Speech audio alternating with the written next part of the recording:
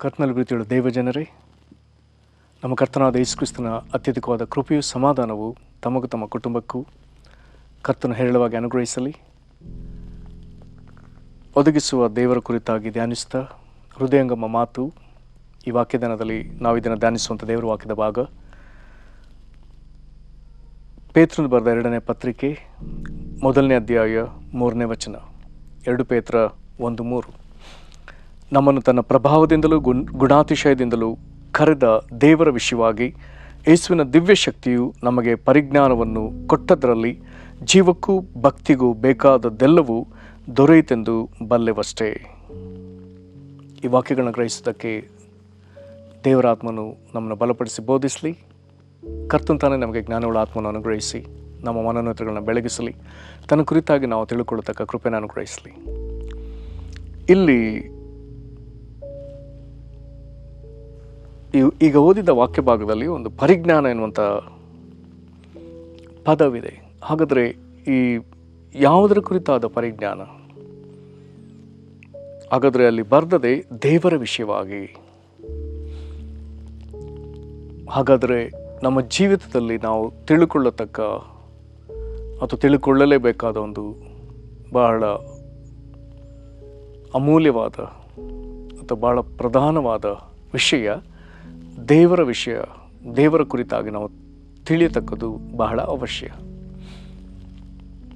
ಜ್ಞಾನೋಕ್ತಿಗಳಲ್ಲಿ ಒಂದು ಕೂಗಿದೆ, ಅಥವಾ ಒಬ್ಬ ಮನುಷ್ಯನು ತನಗೆ ಯಾವುದರ ಅರಿವು ಇಲ್ಲ ಎಂಬುದನ್ನು ಒಬ್ಬ ನೇರವಾಗಿ ಹೇಳಿಕೊಳ್ತಾನೆ. ಅದನ್ನು ಕುರಿತು ನಾವು ಜ್ಞಾನೋಕ್ತಿಗಳು 30ನೇ ಅಧ್ಯಾಯ 3ನೇ ವಚನದಲ್ಲಿ ಅದನ್ನು ಓದ್ತೇವೆ. ಜ್ಞಾನೋಕ್ತಿ 30:3. ನಾನು ಜ್ಞಾನವನ್ನು ಪಡೆದುಕೊಂಡಿಲ್ಲ, ಪರಿಶುದ್ಧನ ವಿಷಯವಾದ ತಿಳುವಳಿಕೆಯನ್ನು ಹೊಂದಿಲ್ಲ.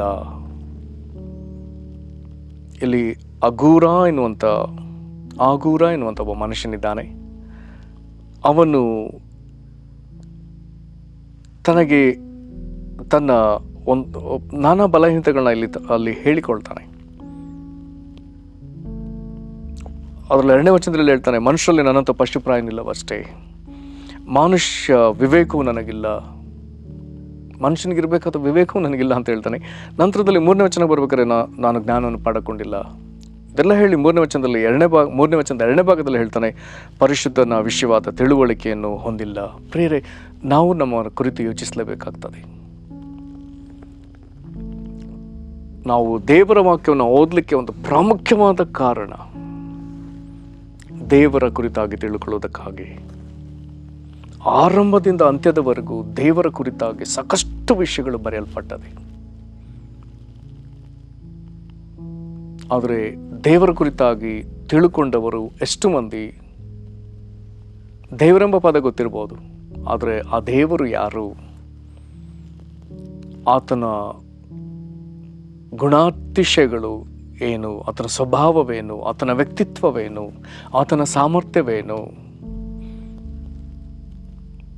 ಆತನ ಚಿತ್ತವೇನು, ಆತನು ಇಲ್ಲಿವರೆಗೂ ಮಾಡಿದ್ದೇನು, ಈಗ ಮಾಡುತ್ತಿರುವಂಥದ್ದೇನು, ಮುಂದೆ ಮಾಡಲಿಕ್ಕಿರುವಂಥದ್ದೇನು, ಇದಾವುದು ಸುಲಭದಲ್ಲಿ ನಮ್ಮ ಜ್ಞಾನಕ್ಕೆ ಗೋಚರಿಸುವಂಥ ವಿಷಯ ಅಲ್ಲ.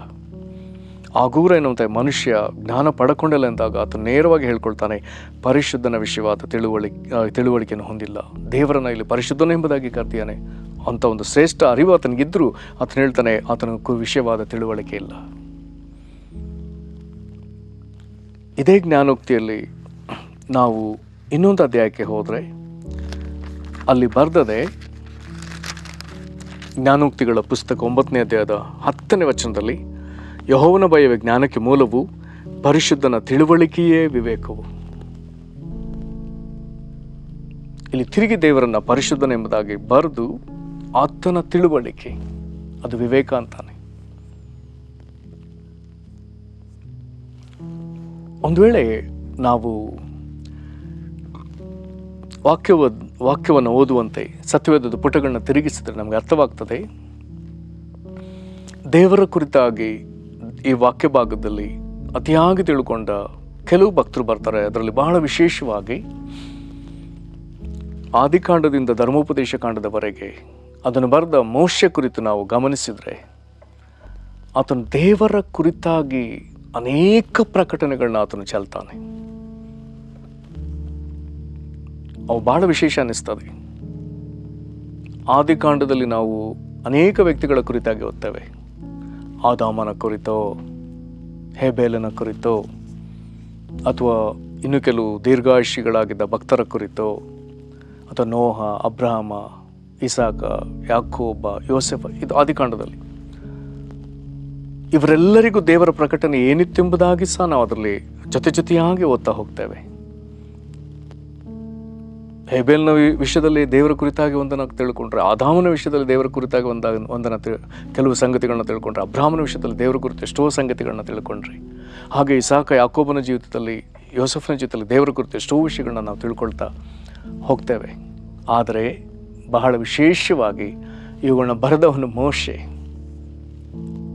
ಆತನಿಗೆ ದೇವರು ಈ ಪ್ರಕಟಣೆಗಳನ್ನ ಕೊಟ್ಟು ತನ್ನ ಕುರಿತು ಪ್ರಕಟಿಸಿಕೊಂಡಿದ್ದಾನಲ್ಲ. ನಂತರದಲ್ಲಿ ವಿಮೋಚನಕಾಂಡ ಪುಸ್ತಕಕ್ಕೆ ಬಂದರೆ, ವಿಮೋಚನಕಾಂಡ, ಯಾಜಕಕಾಂಡ, ಅರಣ್ಯಕಾಂಡ, ಧರ್ಮೋಪದೇಶ ಕಾಂಡ, ಅದರಲ್ಲೂ ಸ್ವತಃ ಆತನು ತನ್ನ ಅನುಭವದೊಂದಿಗೆ ಬರೆಯುವಂಥ ಪುಸ್ತಕಗಳು. ಅವುಗಳಲ್ಲಿ ಇನ್ನೂ ಎಷ್ಟೋ ವಿಧವಾಗಿ ದೇವರ ಕುರಿತಾಗಿ ಆತನು ಬರೀತಾ ಹೋಗ್ತಾನೆ. ದೇವರ ಹೃದಯವನ್ನು, ದೇವರ ಮನೋಸ್ಥಿತಿಯನ್ನು, ದೇವರ ವ್ಯಕ್ತಿತ್ವವನ್ನು, ದೇವರ ಸ್ವಭಾವಗಳನ್ನು ಅನೇಕ ವಿಧದಲ್ಲಿ ಮೋಶೆ ಬರೀತಾ ಹೋಗ್ತಾನೆ. ಬಹಳ ಸೊಗಸೆನಿಸ್ತದೆ, ಕೆಲವೊಮ್ಮೆ ಭಯವಾಗ್ತದೆ, ಬಹಳ ವಿಶೇಷವೆನಿಸ್ತದೆ. ಇಲ್ಲಿ ಹಾಗಾದರೆ ಒಂದು ಪ್ರಶ್ನೆ ನಿಲ್ತದೆ, ಮೋಶೆಗೆ ದೇವರ ಕುರಿತು ಅಷ್ಟೊಂದು ಪ್ರಕಟಣೆಗಳು ಹೇಗೆ ಸಾಧ್ಯ? ಒಂದು ವೇಳೆ ಆ ಸಂಗತಿಗಳನ್ನ ಓದಿರುವಂಥ ನಮಗೆ, ಮೋಶೆಗಿರುವಂಥ ಪ್ರಕಟಣೆಗಳನ್ನ ಓದಿದ್ರು ಯಾಕೆ ನಮಗೆ ಅದು ಗೋಚರವಾಗ್ತಿಲ್ಲ, ಅದು ನಮಗೆ ಅರಿವಾಗ್ತಿಲ್ಲ? ಹಾಗಾದರೆ ಮೋಶೆಗೆ ಅದೆಲ್ಲ ಹೇಗೆ ಗೊತ್ತಾಯಿತು? ಹಾಗಾದರೆ ನಮ್ಗೆ ಅರ್ಥವಾಗಲಿ, ಈ ದೇವರ ಕುರಿತು ಮೋಶೆ, ಭಕ್ತನಾದ ಮೋಶೆ, ಅಥವಾ ದೇವ ಮನುಷ್ಯನಾದ ಮೋಶೆ, ಅಥವಾ ಪ್ರವಾದಿ ಶ್ರೇಷ್ಠನಾದ ಮೋಶೆ, ಆತನು ದೇವರ ಕುರಿತು ಹೆಚ್ಚಾಗಿ ಆತನು ನಮಗೆ ತಿಳಿಪಡಿಸುವುದಾದರೆ, ತನ್ನ ಬರವಣಿಗೆಯಲ್ಲಿ ದೇವರ ಕುರಿತು ಬರೆಯುವುದಾದರೆ, ಅದಕ್ಕೆ ಒಂದು ಕಾರಣ ನಮಗೆ ಸ್ಪಷ್ಟವಾಗಿ ಗೊತ್ತಾಗ್ತದೆ. ಅವನಿಗೆ ದೇವರೊಂದಿಗಿದ್ದಂಥ ನಂಟು, ದೇವರೊಂದಿಗೆ ಅವನಿಗಿದ್ದಂಥ ಸಹವಾಸ. ಹಾಗಾದರೆ ಒಬ್ಬ ವ್ಯಕ್ತಿ ಇನ್ನೊಬ್ಬ ವ್ಯಕ್ತಿಯ ಬಗ್ಗೆ ಚೆನ್ನಾಗಿ ತಿಳ್ಕೊಳ್ಳೋದಕ್ಕೆ ಹೇಗೆ ಸಾಧ್ಯ? ಅವರಿಬ್ಬರಿಗೂ ಪರಸ್ಪರ ಇರುವಂಥ ಒಂದು ಒಡನಾಟ, ಸಂಬಂಧ, ಅರಿವು ಅಥವಾ ವೈಯಕ್ತಿಕ ಸಂಬಂಧ. ಹಾಗಾದರೆ ಮೋಶೆಗೆ ದೇವರೊಂದಿಗಿದ್ದಂಥ ವೈಯಕ್ತಿಕ ಸಂಬಂಧ, ಅವರು ಪರಸ್ಪರ ಅವರು ಒಬ್ಬರಿಗೊಬ್ಬರು ಆಗಾಗ ಸಂಧಿಸಿ ಮಾತನಾಡ್ತಿದ್ದರಿಂದ ದೇವರು ಮೋಶೆಗೆ ತನ್ನ ಕುರಿತು ಎಷ್ಟೋ ಸಂಗತಿಗಳನ್ನ ಪ್ರಕಟಿಸ್ತಾ ಇದರ ಲಾಭ ನಮಗಾಗಿದೆ. ಹಾಗಾಗಿ ನಾವು ದೇವರ ಕುರಿತಾಗಿ ಸ್ವಲ್ಪವಾದರೂ ತಿಳ್ಕೊಳ್ಳುವುದಕ್ಕೆ ಸಾಧ್ಯವಾಗಿದೆ. ಹೀಗೆ ಸತ್ಯವೇದದ ಉದ್ದಕ್ಕೂ ಭಕ್ತರ ಕುರಿತಾಗಿ ಏನೇ ಓದಿದ್ರು ಅವರೊಂದಿಗೆ ದೇವರು ಹೇಗಿದ್ದ ಇದನ್ನು ನಾವು ತಿಳಿತಾ ಹೋಗ್ತೇವೆ. ಹಾಗಾದರೆ ಈ ದೇವರ ಕುರಿತು ನಮಗೆ ತಿಳಿಯುವುದಕ್ಕೆ ನಾವು ದೇವರ ಸಹವಾಸಕ್ಕೆ ಬರಲೇಬೇಕು. ಹಾಗಾಗಿ ಇಲ್ಲಿ ಭಕ್ತನಾದ ಅಥವಾ ಅಪೊಸ್ತಲನಾದ ಪೇತ್ರನು ಈ ದೇವರ ವಿಷಯವಾದ ಸಂಗತಿ ನಮಗೆ ಪ್ರಕಟವಾದರ ಬಗ್ಗೆ ಆತನು ಬರೀತಾನೆ. ಇಲ್ಲಿ ಆತನು ಆ ವಚನವನ್ನು ಮತ್ತೆ ಓದೋಣ. ನಮ್ಮನ್ನು ತನ್ನ ಪ್ರಭಾವದಿಂದಲೂ ಗುಣಾತಿಶಯದಿಂದಲೂ ಕರೆದ ದೇವರ ವಿಷಯವಾಗಿ ಯೇಸುವಿನ ದಿವ್ಯ ಶಕ್ತಿಯು ನಮಗೆ ಪರಿಜ್ಞಾನವನ್ನು ಕೊಟ್ಟದರಲ್ಲಿ.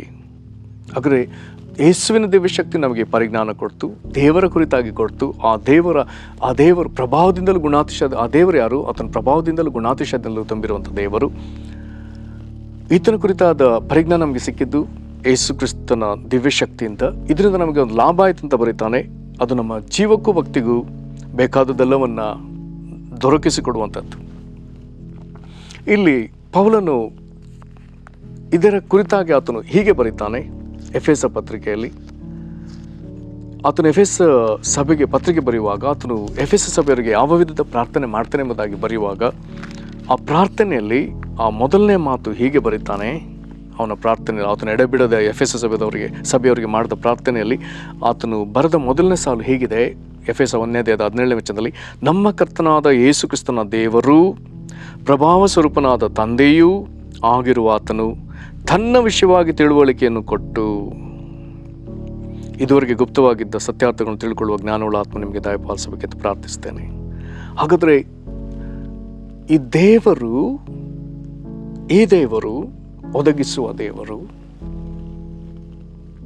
ತನ್ನ ಕುರಿತು ತಿಳುವಳಿಕೆ ನಮಗೆ ಕೊಡಲಿ ಎಂಬುದಾಗಿ ಪೌಲನು ಪ್ರಾರ್ಥಿಸ್ತಾನೆ. ಇದನ್ನು ಯಾರು? ನಮ್ಮ ಕರ್ತನಾದ ಯೇಸು ಕ್ರಿಸ್ತನ ದೇವರು, ಆತನು ಪ್ರಭಾವ ಸ್ವರೂಪನಾದ ತಂದೆ. ಇದನ್ನೇನು ಮಾಡಬೇಕಂತೆ? ತಿರುಗಿ ನಾವು ಇದನ್ನು ಕೇಳೋಣ. ತನ್ನ ವಿಷಯವಾದ ತಿಳುವಳಿಕೆ ನಮಗೆ ಅನುಗ್ರಹಿಸಲಿ. ಅದ್ರ ಜೊತೆ ಆತ ಇನ್ನೊಂದು ಮಾತನಾಡ್ತಾನೆ. ತನ್ನ ವಿಷಯವಾಗಿ ತಿಳುವಳಿಕೆಯನ್ನು ಕೊಟ್ಟ ಮೇಲೆ ಇದುವರೆಗೆ ಗುಪ್ತವಾಗಿದ್ದ ಸತ್ಯಾರ್ಥಗಳನ್ನು ತಿಳ್ಕೊಳ್ಳುವ ಜ್ಞಾನವುಳ್ಳ ಆತ್ಮವನ್ನು ನಮಗೆ ಅನುಗ್ರಹಿಸಲಿ. ಪ್ರೇರೆ, ದೇವರಿಂದ ನಾವು ನಮ್ಮ ದಿನನಿತ್ಯದ ದೈನಂದಿನ ಕಾರ್ಯಗಳನ್ನು ಅಷ್ಟೇ ಬಯಸೋದಲ್ಲ, ಒದಗಿಸುವ ದೇವರು ತನ್ನ ಕುರಿತಾಗಿ ನಮಗೆ ತಿಳಿಪಡಿಸ್ಲಿಕ್ಕಿದ್ದಾನೆ. ಹಾಗಾದರೆ ಅದನ್ನು ತಿಳ್ಕೊಳ್ಳುವಂಥ ದಾಹ ನಮಗೆ ಬೇಕು. ಹಾಗಾದರೆ ಈ ಪರಿಜ್ಞಾನ ನಮಗೆ ಎಲ್ಲಿಂದ ಸಿಗ್ತದೆ? ಇದನ್ನು ಪೇತ್ರನು ಈ ಭಾಷೆಗಳಲ್ಲಿ ಬರೆದಿರುವಂಥದ್ದೇ ಆಶ್ಚರ್ಯ, ಯೇಸುವಿನ ದಿವ್ಯ ಶಕ್ತಿ. ಹಾಗಾದರೆ ಯೇಸು ಕ್ರಿಸ್ತನ ಮೂಲಕ ನಮಗೆ ಹೊರಟು ಬರುವಂಥ ಆತನ ಒಂದು ಮಹಿಮೆ, ಅದು ನಮಗೆ ದೇವರ ಕುರಿತಾದ ಪರಿಜ್ಞಾನವನ್ನು ಕೊಡ್ತದೆ. ಇದನ್ನು ಯಾಕೆ ನಾವು ತಿಳ್ಕೊಳ್ಬೇಕೆನ್ನುವಂಥ ಪ್ರಶ್ನೆ ಒಂದು ವೇಳೆ ನಮಗೆ ಬಂದರೆ, ನಮ್ಮ ಜೀವಕ್ಕೆ, ನಮ್ಮ ಭಕ್ತಿಗೆ ಏನು ಬೇಕಾಗಿದೆಯೋ ಅದು ಸಿಕ್ಕುವಂಥದ್ದು ಇದರಿಂದಲೇ. ಇನ್ನು ನಾವು ಮುಂದುವರೆದು ಈ ವಾಕ್ಯಗಳನ್ನ ಮುಂದುವರಿಸಿದ್ರೆ ಈ ವಾಕ್ಯಕ್ಕೆ ಇದನ್ನು ಇನ್ನೂ ವಿಸ್ತಾರವಾಗಿ ವಿವರಣೆಯನ್ನು ನಾವು ಓದ್ತಾ ಹೋಗ್ತೇವೆ. ಕರ್ತನಲ್ಲಿ ಪ್ರೀತಿಯುಳ್ಳ ದೇವಜನರೇ,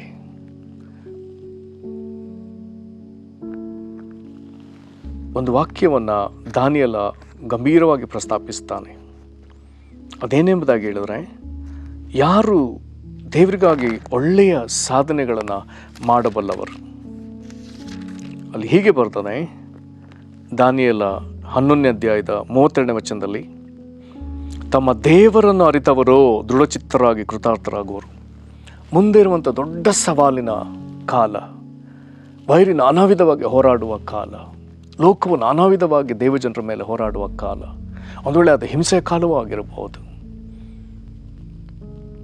ದೇವಜನರು ಹಾದು ಹೋಗಬೇಕಾದ ಪರಿಶ್ರಮದ ದಿನಗಳಾಗಿರಬಹುದು.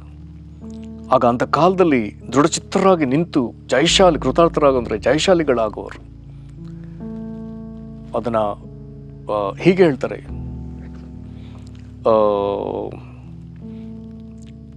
ದೋಸ್ who know their God will do great exploits ಎಂಬುದಾಗಿ ಬರೆದಿದೆ. ದೇವರನ್ನು ತಿಳಿದವರು ದೊಡ್ಡ ದೊಡ್ಡ ಮಾತುಗಳನ್ನು ಮಾಡುವರು. ಹಾಗಾದರೆ ದೇವರನ್ನು ತಿಳ್ಕೊಳ್ಳೋದು ಮಾತ್ರವಲ್ಲ, ಆತನ ಹೆಸರಿನಲ್ಲಿ ಅನೇಕ ಕಾರ್ಯಗಳನ್ನು ಸಾಧಿಸಲಿಕ್ಕಿದೆ.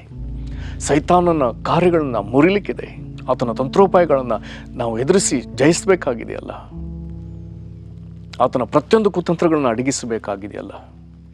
ದೇವರು ಮಾಡಬೇಕೆಂದಿರುವ ಕಾರ್ಯಗಳಿಗೆ ಆತನ ಅಡ್ಡಲಾಗಿ ಬರುವಾಗಲ ಆತನನ್ನು ಸೋಲಿಸಿ ದೇವರ ರಾಜ್ಯವನ್ನು ಮುಂದಕ್ಕೆ ತರಬೇಕಾಗಿದೆಯಲ್ಲ. ಹಾಗಾದರೆ ಆತನೆದುರು ನಾವು ದೇವರ ಸರಿಯಾದ ಸಂಗತಿಗಳನ್ನ ನಾವು ಪ್ರದರ್ಶಿಸಲಿಕ್ಕಾಗುವಂತೆ ನಾವು ನಮ್ಮ ದೇವರ ಕುರಿತಾಗಿ ನಾವು ತಿಳ್ಕೊಳ್ಳಲೇಬೇಕು. ಪ್ರೇರೆ, ಹೀಗಾಗುವಂತೆ ದೇವರು ನಮ್ಮನ್ನು ಬಲಪಡಿಸಲಿ. ದಿನದಿಂದ ದಿನಕ್ಕೆ ಆತನ ಕುರಿತಾದ ಅರಿವು, ಜ್ಞಾನ ನಮ್ಮೊಳಗೆ ಹೆಚ್ಚಾಗಲಿ. ವಾಕ್ಯವನ್ನು ಓದುವುದಕ್ಕೆ ಒಂದು ಬಲವಾದ ಕಾರಣ, ತಿರುಗಿ ಹೇಳ್ತೇನೆ, ದೇವರ ಕುರಿತಾಗಿ ತಿಳ್ಕೊಳ್ಳುವುದಕ್ಕಾಗಿ. ದೇವರಾತ್ಮ ನಮ್ಮನಲ್ಲಿ ಬಲಪಡಿಸಲಿ. ಕೃಪೆಳ ತಂದೆಯೇ, ನಿನ್ನನ್ನು ಅರಿತವರು ದೃಢಚಿತ್ತರಾಗಿದ್ದು ಕೃತಾರ್ಥರಾಗುವರು ಎಂಬುದಾಗಿ ಬರೆದದೆ ಅಲ್ಲ. ಪ್ರಭಾವ ಗುಣಾತಿಶಯಗಳಿಂದ ಕೂಡಿದ ನಮ್ಮ ತಂದೆಯೇ, ನಿನ್ನ ಕುರಿತಾದ ಪರಿಜ್ಞಾನವನ್ನು ಯೇಸುವಿನ ದಿವ್ಯಶಕ್ತಿ ಒದಗಿಸ್ತದೆ ಎಂಬುದಾಗಿ ಬರೆದದೆಲ್ಲ. ಕರ್ತನಾದ ಯೇಸುವೆ, ನಿನ್ನ ದಿವ್ಯಶಕ್ತಿ ನಮಗೆ ದೇವರ ಕುರಿತಾದ ಪರಿಜ್ಞಾನವನ್ನು ಅನುಗ್ರಹಿಸಲಿ. ಆತನ ಪ್ರಭಾವ ಗುಣಾತಿಶಯಗಳನ್ನು ನಮಗೆ ಪ್ರಕಟಿಸಲಿ. ಕರ್ತನೇ, ಪರಿಶುದ್ಧನೇ, ನಿನ್ನ ತಿಳುವಳಿಕೆಯನ್ನು ನಮಗೆ ಅನುಗ್ರಹಿಸು. ಅದು ವಿವೇಕ ಎಂಬುದಾಗಿ ಬರೆದದೆ ಅಲ್ಲ. ಕರ್ತನೇ, ಈ ದಿನ ಈ ವಾಕ್ಯವನ್ನು ಧ್ಯಾನಿಸ್ತಿರುವಂಥ ನಮಗೆ ಒದಗಿಸುವ ದೇವರೇ, ನಿನ್ನ ಕುರಿತಾಗಿ ನಮಗೆ ಪ್ರಕಟಣೆಗಳನ್ನ ಒದಗಿಸು. ನಿನ್ನ ಕುರಿತಾಗಿ ನಮಗೆ ಅರಿವನ್ನು ಒದಗಿಸು. ಈ ಲೋಕದಲ್ಲಿ ಹೋರಾಟದ ಕಾಲದಲ್ಲಿ ಸೈತಾನನ ವಿರುದ್ಧವಾಗಿ, ಲೋಕಕ್ಕೆ ವಿರುದ್ಧವಾಗಿ ಕರ್ತನೆ ನಾವು ನಿಂತು ಈ ಲೋಕವನ್ನು ಜಯಿಸ್ಲಿಕ್ಕಾಗುವಂತೆ ನಾವು ನಂಬಿಕೆಯಲ್ಲಿ ದೃಢವಾಗಿ ನಿಂತು, ನಿನ್ನ ಆಯ್ಕೆಯಲ್ಲಿ ನಿಂತು ನಾವು ನಿನಗೆ ಸಾಧಿಸಬೇಕಾದನ್ನು ಸಾಧಿಸ್ಲಿಕ್ಕಾಗುವಂತೆ ಕರ್ತನ ನಮ್ಮೆಲ್ಲರನ್ನು ನೀನು ಬಲಪಡಿಸು. ಈಗಲೂ ಕರ್ತನೆ, ಯಾವ ಹೋರಾಟವಿದೆಯೋ ಆ ಹೋರಾಟವನ್ನು ತಿಳ್ಕೊಳ್ಳುವುದಕ್ಕಾಗಿ ನಿನ್ನ ಕುರಿತಾದ ಯಾವ ಪ್ರಕಟಣೆ ನಮಗೆ ಬೇಕೋ ಅದನ್ನು ಅನುಗ್ರಹಿಸು. ಈ ಪ್ರಿಯರೆಲ್ಲರಿಗೆ ಕರ್ತನೆ ನಿನ್ನ ಕುರಿತಾದ ಪ್ರಕಟಣೆ ಉಂಟಾಗಲಿ. ಇವರೆಲ್ಲರೂ ಜಯಶಾಲಿಗಳಾಗಲಿ. ಹಾಗೆ ನೀನು ಮಾಡುವುದಕ್ಕಾಗಿ ಸ್ತೋತ್ರ ಹೇಳುತ್ತಾ ಯೇಸು ಕ್ರಿಸ್ತನ ಹೆಸರಲ್ಲಿ ಬೇಡಿದ್ದೇವೆ ನಮ್ಮ ತಂದೆಯೇ, ಆಮೆನ್. ಕರ್ತನು ನಿಮ್ಮನ್ನು ಆಶೀರ್ವದಿಸಲಿ. ವಂದನೆಗಳು.